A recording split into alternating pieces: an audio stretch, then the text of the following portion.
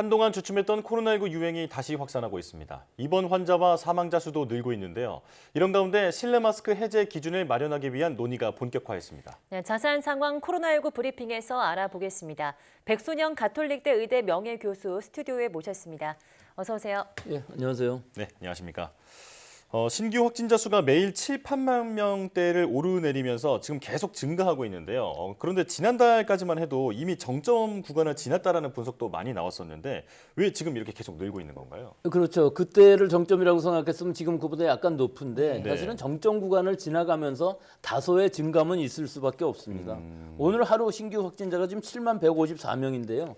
이 하루씩 비교하는 거는 좀 문제가 있고요. 이번 주 하루 평균으로 보면 6만 3,862명인데 이전 주에는 5만 6,163명으로 하루 평균으로 봤을 때 약 7,698명이 늘어났습니다. 네. 그렇기 때문에 약간의 증가세인 건 맞는데 감염 재생산 지수가 1.04이기 때문에 아마 급격한 증가는 없을 것으로는 보이고요.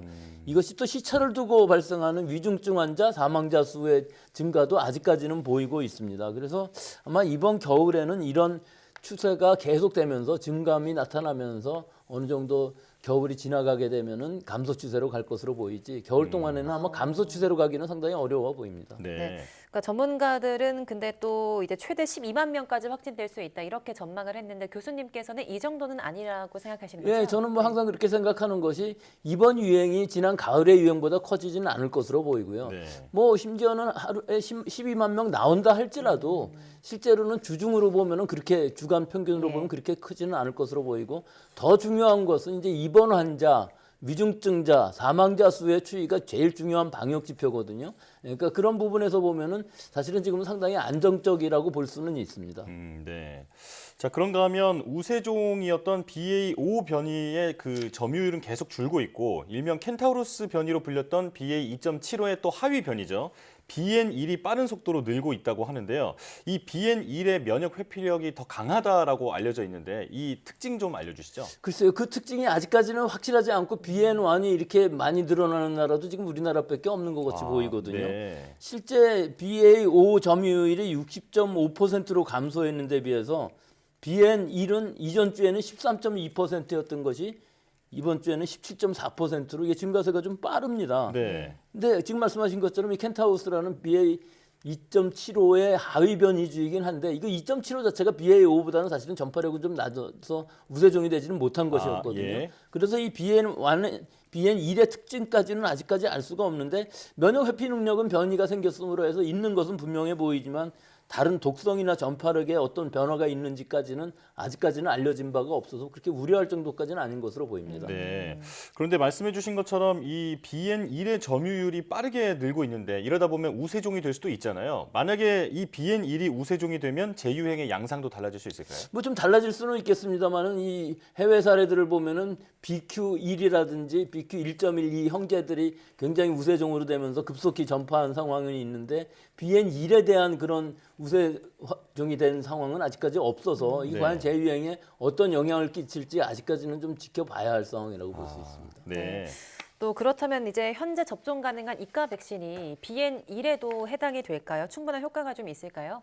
그렇죠. 지금 개발된 백신들은 다 오미크론 BA1이라든지 BA45 대응이기 때문에 그 하위 변이주에 대해서는 어느 정도 감염 예방 효과는 있을 것으로 보이는데 예.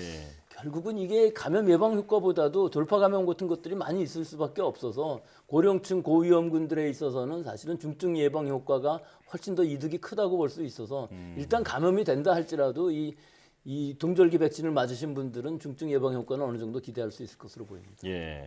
자, 그리고 방역 당국이 상황이 이렇게 재유행이 심각해지더라도 병상 가동률은 잘 유지가 되고 있다라고 얘기를 하고 있는데요. 지금 의료 역량이 충분히 대비돼 있다고 보십니까? 뭐 지금 현재로 봤을 때 중환자실이 1639병상인데 35.3% 가동률이고요. 중등증 입원 병상의 경우 1922병상인데 가동률이 24.5%로 상당히 안정적입니다.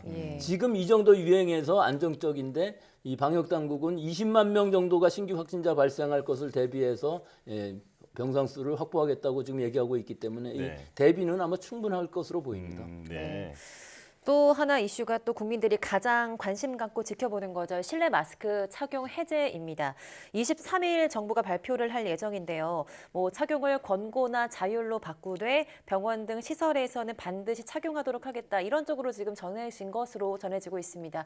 교수님 생각은 어떠십니까? 예, 이미 기본 방침은 정해진 것으로 보입니다. 근데 자꾸 해제라든지 마스크를 벗는다고 하니까 좀 굉장히 크게 완화되는 것으로 보이는데요. 네. 사실은 의무를 권고로 바꾸되 대중교통이라든지 병원, 요양병원, 요양시설 같은 고위험 시설에서는 마스크 의무를 그대로 남겨두자 하는 것이죠.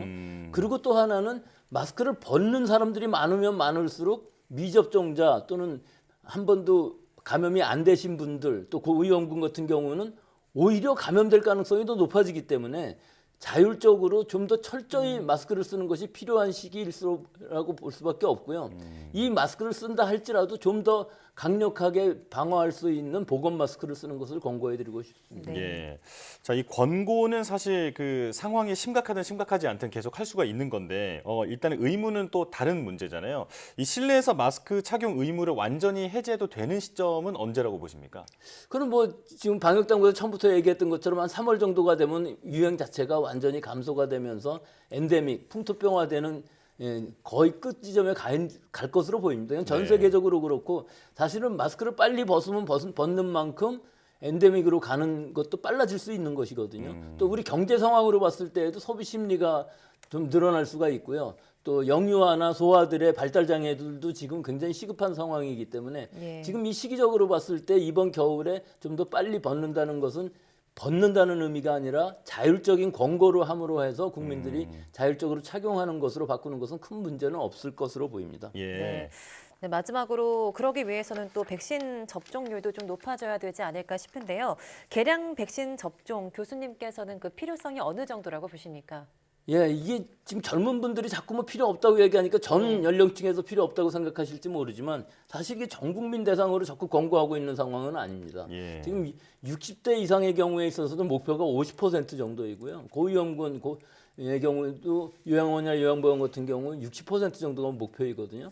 그러니까 젊은 층의 문제가 아니라 연령에 상관없이 지금 12세 이상부터는 맞을 수가 있기 때문에 고위험군들 즉 비만이라든지 면역이 약화 환자라든지 기저질환이 있으신 분들은 사실은 젊은 층에서도 맞는 것이 이득이 훨씬 크다고 볼 수가 있고요. 네. 고령층의 경우에 있어서도 이번 겨울에 재감염이 되지 않으려면은 사실은 맞는 것이 중요한데 뭐 4차까지 맞고서 나는 감염까지 됐기 때문에 감염된 지도 얼마 안 됐으면 이번 가을에 감염됐다 그러면은 뭐 굳이 안 맞으셔도 되겠지만 봄에 감염되셨고 상당히 시간이 지난 후에 지금 이 겨울철 유행은 또 BA.5라는 유행이기 때문에 이 BA.5 대응 백신도 어느 정도 감염 예방 효과, 중증 예방 효과를 기대할 수 있을 것으로 봅니다. 예. 예.